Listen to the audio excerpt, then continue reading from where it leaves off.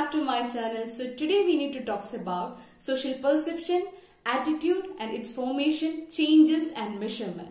So before moving on to social perception, we need to know about what is perception. So we can define perception as perception is a way of regarding, understanding and interpreting something.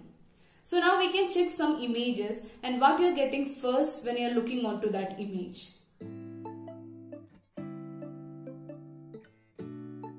What you are getting from this image can be different from each other because different people have different experience through their life and different belief system, and this different experience and different belief system result into different perception. That's why your perception of a thing is different from others. So what you understood from these images can be different from others. So here are some differences. Your way of thinking or your way of understanding is actually different from others' way of understanding the things, right? So moving on to social perception. Social perception is defined as the process through which we seek to understand and know other people.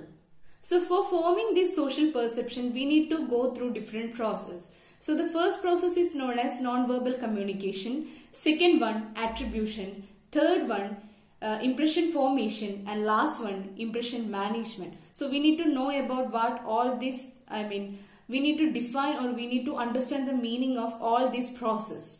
Mainly two types of communication are there. First one verbal communication and second one non-verbal communication. But non-verbal communication is considered as one of the important form of communication because it is actually transferring the powerful meaning, because it is says that 7% of communication is only transferring through our words, whereas 38% of communication is actually happening through voice, tone, modulation and pose. But 55% of communication is actually happening through body, movements, face, arms, which means through non-verbal communication. So it's very important to understand about our non-verbal communication, and it is actually transferring a perception, or it is actually helping to understand the perception about other person. So facial expression is also considered as a part of non-verbal communication, and universal facial expression is considered as happiness, sadness, anger and fear. Moving on to types of non-verbal communication: body language, gestures, postures, facial expressions, human behavior, touch, dress and grooming, proxemics, communication through signals and symbols, communication by charts, maps, graph, posters, color, even silence is also considered as type of non-verbal communication. And it conveys many meanings for understanding or making a perception in an human beings. Next process is considered as attribution. Attribution tries to explain the way in which we judge people differently and which depends on meaning we give to a behavior. And according to this behavior, we attempt to determine whether individual's behavior is internally or externally caused, and that determinants is basically based on three factors that are consensus, distinctiveness and consistency. Before explaining these three determinants, we need to know about behavior. Behavior is categorized into two, that is internally and externally. Internally behavior means behavior under personal control, whereas external behavior means behavior posed by situation, which means some situation forcing the individual to do that particular behavior. For example, suppose your friend came to school late, you might attribute he forgot to keep alarm and he slept more time. This is an internal attribution because it was under his personal control. But if you attribute it is something unexpected or unusual which is out of his control, such as accident, bus strike, etc., this is external attribution. Now we can check the three factors which determine behavior is internal or external. So the first one is considered as consensus. The behavior shows consensus when the extent to which other people behave in the same way in a similar situation. If consensus is high, we probably give an external attribute, and if the consensus is less, we used to give internal attributes. For example, suppose you are into the workplace, you and your colleague got many works to complete within a small span of time. Somehow your colleague managed all the works and you are the only one person supposed to complete the work. In this case, your boss make internal attributes such as you are irresponsible and he will scold you. But if none of your colleague unable to complete the work, in this case, boss will make external attribute and he will try to extend the time for completing the work. Second factor is distinctiveness, which means the extent to which the person behave in the same way in similar situation. And if behavior seems unusual, it is external attribution. Say for example, your colleague used to come for the job who is never late to the work, and one day he came late for the works. And in this situation, we like to make an external attribution. Whereas if a person late almost every day, we make internal attribution. The last factor which is contributing for the perception is consistency. So consistency means the extent to which the person behave like this every time the situation occurs. Say for example, you observe a student in your class used to come every day at the same time. It is internal attribution. But if it is once in a while, that is external attribute. Next process is called as impression formation. Most people are concerned with making good first impression on others because they believe that these impression will exert lasting effect. And first impression are formed very quickly and even if based on limited information can be somewhat accurate. And many techniques are used for this purpose, but most fall under two major headings, that is self-enhancement, which means effort to boost one's appeal to others, and second one, other enhancement, effort to include positive mood or reaction in others. Last process of perception is considered as impression management, and it refers to the activity of controlling information in order to steer others' opinion. And the goal is for one to present themselves the way in which they would like to be thought of by the individual or the group they are interacting with. Moving on to attitude. Attitude is defined as state of mind or feeling with regards to some matter, or else a feeling or emotion to a fact or situation, or else we can say that a mental position with regards to a fact or situation, which means our perception regarding some matter. So how we are seeing a thing, or what is our expression, or what is our feeling towards some situation or some matter, that is called as attitude. There are mainly three components for attitude, which is called as A, B, C component, and these components act together and give result into a particular attitude for a person. So it is actually called as A, B, C. So in this, A, B is defined as affect, which means feeling or emotion that something evoke, and B means behavior, which means tendency to act in certain way towards something, and C, cognitive, our thought, beliefs and idea about something. So all this act together works and make a particular attitude for a person. And these components are actually formed because of certain factors such as experience, environment, education. So we can say that the factors which are determine attitude as experience, environment, education, because all these factors lead to the formation of components such as affect, behavior and cognitive. So later these components work together and result into a particular attitude for a human being. Now we can check all these factors in details. First one, environment. Under environment, first one, home. So in this, parents, siblings, all these factors are influencing our attitude. And moving on to school, we all know that we are with our classmates. So our classmates' thought process, and we are exposing two different kinds of knowledge from classmates, that is also affecting our attitude. And media.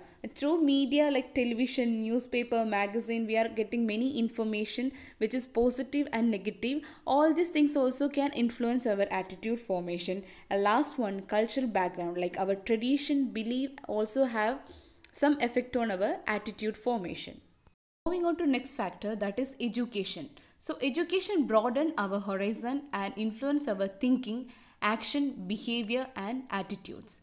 And last one, experience. Our behavior changes according to our experience with various people. There are certain methods for forming our attitude, such as mere exposure, second one associative learning, third one self perception, and last one functional reason. Now we can check each method detail. First one, mere exposure, which means tendency to develop a more positive feeling towards object and individual the more we exposure to them. Usually, advertisement in social media uses this technique for making the positive attitude in customers. So since you are exposing to the advertisement always, you feel to prefer the product which you expose more rather than the product which you expose less. So that is how the mere exposure work. Like how many times you are exposing to a particular object or individual, the chances of getting positive attitude or positive feeling towards that object is more. The second method of attitude formation is considered as associate learning. There are two ways in which we learn associate learning. First one, classical conditioning, and second one, operant conditioning, and that we already discussed in our behavioral theories of personality. Now we can check how classical conditioning is working in TV ads. So here you can see night party, and usually when we are enjoying with friends we feel happiness. But in TV show you can see they actually bring one more conditioned stimulus, and which shows that this natural stimulus and conditioned stimulus result into happiness. Later when we are exposing or when we are conditioned to these TV ads more time, we feel that this learned stimulus can bring happiness, and which result like when you are moving into purchasing some cool drinks, we feel to prefer these particular cool drinks because we conditioned or we feel that this stimulus can bring happiness. Third method is self-perception. When people are unsure of their own attitude, one way of infer them is by looking their own behavior. So the idea behind self-perception theory is that we form attitude not by exposure or associate learning, but by observing our own behavior. And last method is functional approach. So we discussed before exposure, learning and self-perception. So all these processes actually happening outside of people awareness, which means it is a passive process. According to functional approach, attitudes are sometimes formed based on degree which they satisfy different psychological needs. So this is an active rather than passive attitude theory. There are four basic psychological needs that manipulate our attitude. First one, utilitarian function, relates to rewards and punishment. Second one, value expressive function based on self-concept. Ego defense function, protect ourselves from external threats or internal feelings. And last one, knowledge function. All this concept we discussed before, so I am not explaining again the same concept in this video. So moving on to changes in attitude, we already discussed that there are mainly three components which forms our attitude. That is affective component, behavior component and cognitive component. So for changing this attitude also, we need to make changes in these three components.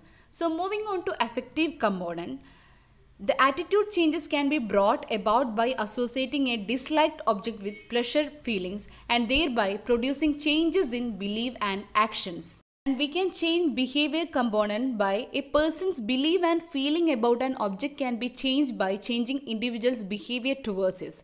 Thus, for instance, expressing opinion contrary to one's attitude can lead to attitude change, especially if the behavior is unexpectedly rewarded. And the last component, that is cognitive component, we can change. The persuaders should construct argument to change the belief of their audience, and studies have shown that presenting both sides of an issue is more effective in attitude change rather than making a counter propaganda.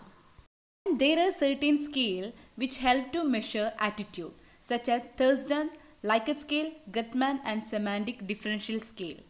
First one, Likert scale, and which is most widely used scale, and Likert scale is a 5 or 7 point scale which is used to allow the individual to express how much they disagree or agree with a particular statement. So in this example also you can find it is a 5 Likert point scale, and which is vary from very unsatisfied to very satisfied.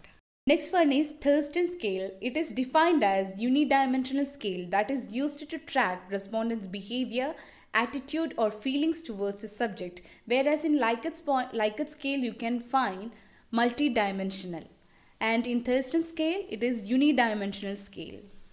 Next one is Gutmann scale. In the social science, the Gutmann or cumulative scale measure how much of a positive or negative attitude a person has towards a particular topic.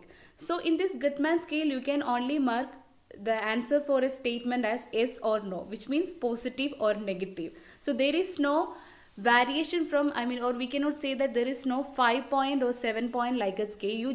You can just mark yes or no, which means positive or negative for this Gutmann scale.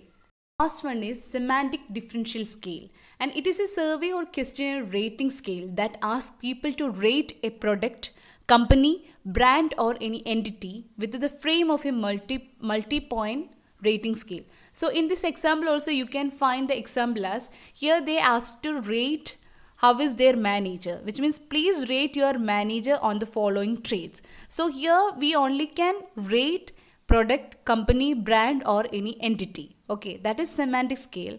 So these all are the major topic for today's class, and tomorrow I will take collective behavior and also the question answer from human behavior and personality theories. Thank you.